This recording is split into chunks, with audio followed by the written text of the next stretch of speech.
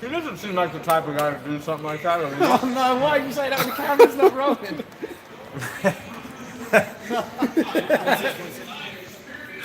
You had something in your mouth. Say it again. Yeah. No, nobody. You got it, didn't you, Chief? You don't know what he'll come and do to you. So I guess, while people wait, what is your immediate reaction to Greg Hardy kneeing someone on the ground? I didn't see that. Thanks, buddy. I'm talking shit. I was making a joke, man. Just a win for you. I know you probably would have, liked to get a finish, that sort of thing. But overall, give me an idea how you feel about your performance tonight. Dude, Dustin Ortiz, man, the guy stays chopping. Look at his Instagram. That's how it is fighting him.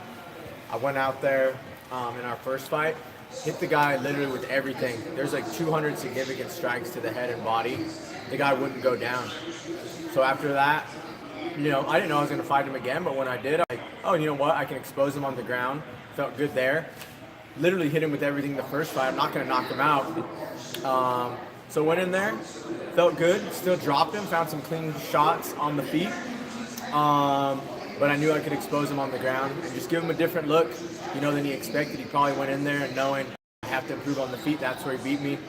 Put him down a little bit, got him there, and I think that's ultimately what got me the win.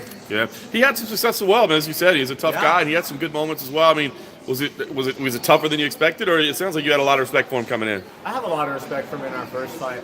But yeah, it was tougher. I mean, I thought I was going to finish him always. That's what you train to do. That's what you go out there to do. To fight like you can, like you train.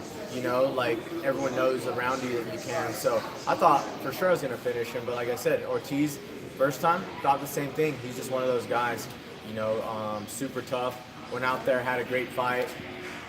It's fun for me, man. This was great. Going out there, listening to music, doing cool shit with your friends in your corner. Russell Westbrook's down there. I said hi to him. Dude's a style icon. Saw some of my other friends in the crowd. I'm like, we're just doing this, getting paid, man, having a good time. And I'm finding another guy, the Ortiz, who I respect, on ESPN in Brooklyn. It's incredible, man. Any Saturday like this is a fun night. No doubt. You kept yourself at the top of the division, of course. I know you got to be tired of talking about it. I've been at the top of the division. That's what I'm saying. You've been there from the beginning, right? I know you got to be tired of talking about it, but I'm sure you saw the press conference play out where, Dana wouldn't answer anything, and he said, we'll see you on Saturday. I mean, what the heck do you do now? I mean, where do you go from here? How many times can I answer? Like, how am I even supposed to? You go out there, you fight, you do your thing. These guys fight. I'm not fighting. I'm not making decisions. I've been in here since the beginning, since flyweight stepped foot in here. I've been doing it, been a fan of every flyweight since. We finally have new life, a new champion. Dude's an Olympic champion. We have super fights. We're headlining, and there's hundreds, thousands of kids out there trying to be the flyweight champion of the UFC right now. It'd be crazy to get rid of something like that, not knowing, what the future even holds, because this is the first real sign of the future in the history of the weight class. They've been chasing the belt for a long time. What do you think of that new belt they unveiled? Belt's a belt. It's good. It's what it symbolizes. I'm not going to go in on design detail if you want me to, but symbolizes being the best. That's what I'm here for since the beginning, since the original 4. We fought in Australia, and I fought DJ for the inaugural title. He went on to become the longest reigning title guy ever. I'm still here and calling for the title. I have a win over the champion. TJ's fighting him for the title, so the mission has been the same the whole time since it started, since I laid the groundwork for this division to be the best in it. So that's obviously what I want next. What's been your opinion of TJ's attitude this week? He's made I don't care if they close the fight division. It's a little, it's disrespectful.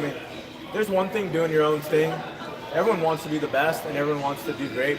No one would ever stop anyone from doing that. But there's no other, champion out there that's like, I'm going to close the division. It's like, if it happens, it happens. I'm just doing me. That there's just ways to go about things and answer things. Even if you're faking it, just fake it. Just be like, don't, be like, I'm doing my own thing. I don't know what's going to happen for the division. Not like, can't wait for this division to close.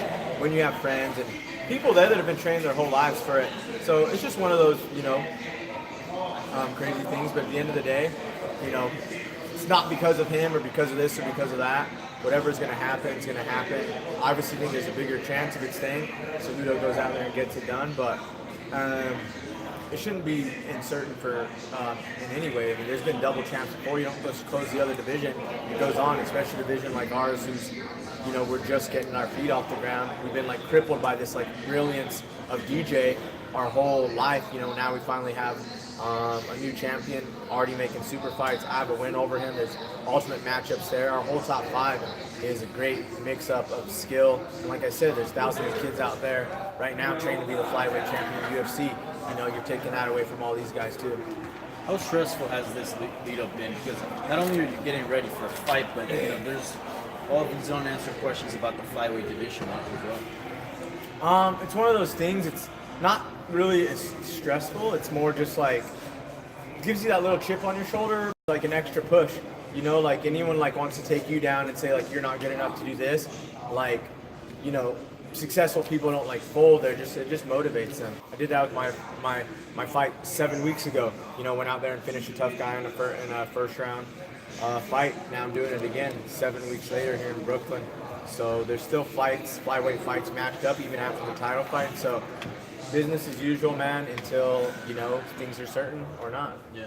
Did you enter this fight with a little bit of extra grit or something? Because the whole question surrounding the flyweights are not exciting, right? Did you enter the fight going, hey, let me show you what the flyweights are made out? I do that for every fight because we've always been, not that I felt disrespected or anything like that from the beginning, but we've always been the new division. We're still new. Like I said, we're only on our second champion, so first fight ever in the division. I've done that and every time since. So anything extra or extra grit, because you're kind of do that every time for yourself. And then when you have a tough guy in front of you like Dustin Ortiz, you can't really be distracted by other things. You just got to look at him as a fighter. But for the division in general, when you're the new guys on the block, which we still are in relative terms, a new division, you're always. Why do you think there's so many comments and people say maybe not paying the respect to the flyweights? Why do you think that? I don't know. I mean, I think a lot of it has to do with just the brilliance of DJ crippled the division forever, and people didn't love him, so maybe they didn't love the rest of everything. I mean, I think that's all people knew. People didn't enjoy him as much as they probably should have. So, but there's a whole world of guys out there, guys training right now. Future champions, future stars. And let's give everybody the chance. All right, guys, we're going to pull Joe so we can get Gregor and you guys can watch me. Thank you. Okay? Thanks, guys. Appreciate it. Love you guys.